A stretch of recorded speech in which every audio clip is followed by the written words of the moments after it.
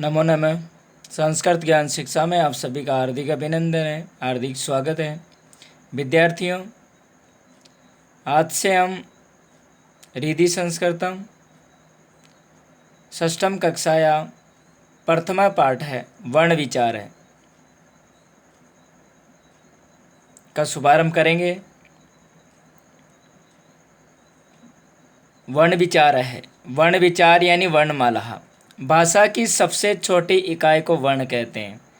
दोस्तों, विद्यार्थियों, ये ध्यान में रखना कि भाषा की छोटी से छोटी इकाई जिसके टुकड़े नहीं किए जा सकते उसे वर्ण कहते हैं। यह भी होती है और ये आपकी जो बुक में दे रखा है कि भाषा की सबसे छोटी इकाई को वर्ण कहते हैं। वर्णों के व्यवस्थित समूह को वर्णमाला कहते हैं। वर्ण अथवा अक्षर दो प्रकार के होते हैं, स्वरः स्वर, व्यंजनानि व्यंजन। स्वरः स्वर वे अक्षर जिनका उच्चारण करने के लिए किसी अन्य वर्ण या अक्षर की सहायता नहीं लेनी पड़ती है, वे स्वर कहलाते हैं। विद्यार्थियों, वे अक्षर जिनका उच्चारण करने के लिए किसी अन्य वर्ण या अक्षर की सहायता नहीं लेनी पड़ती है, वे क्या कहलाते हैं? स्वर वर्ण कहलाते हैं। जैसे ए आ ए आ ई ऐ आदि।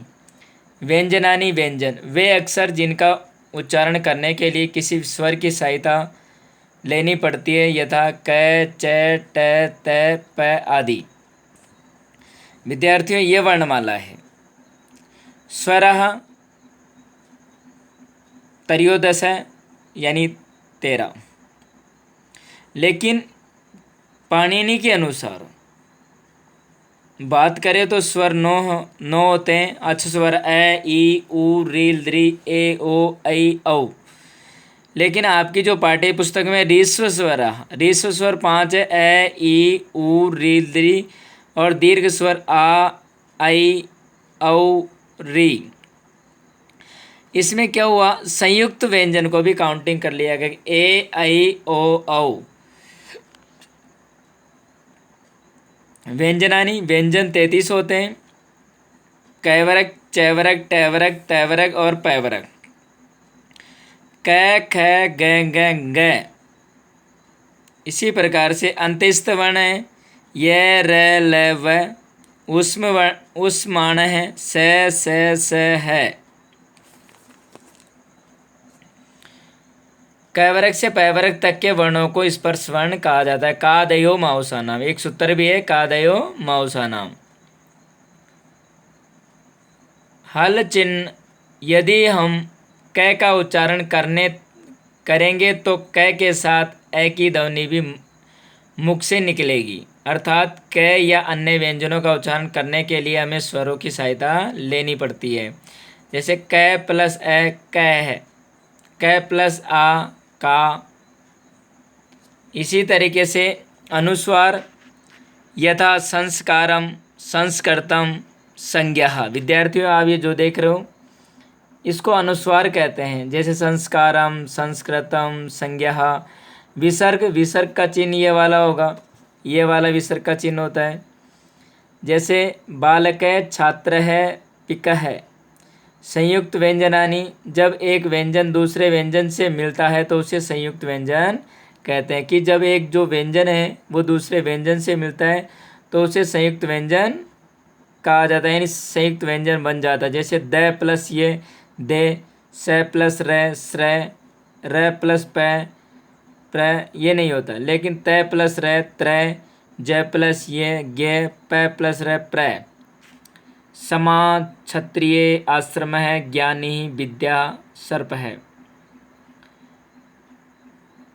जब एक स्वर रहित व्यंजन दूसरे व्यंजन से जुड़कर एक अक्षर बन जाता है तो उसे हम संयुक्त अक्षर कहते हैं।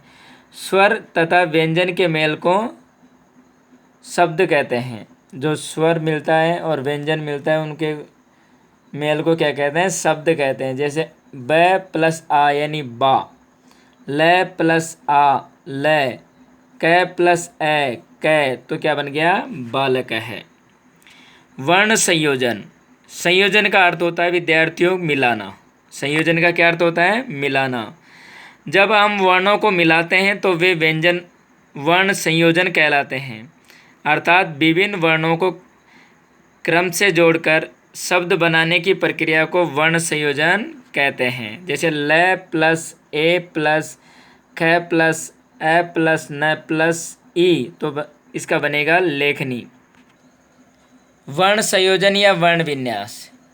कुछ अन्य वर्णों का संयोजन भी देखिए, जैसे गायक है, नास्ति, मूषक है, द्वार है, रोटिकाः, दूरदर्शनम। विन्यास।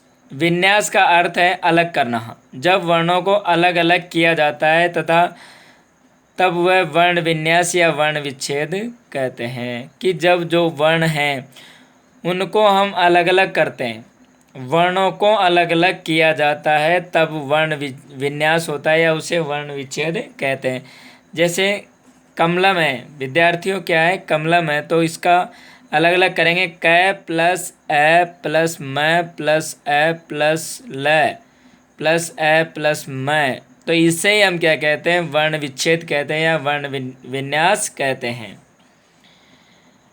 कुछ अन्य शब्द या वर्ण विन्यास देखिए, जैसे ग्रहाणी, लंबोदर, नयनम, गच्छति, पुस्तकम।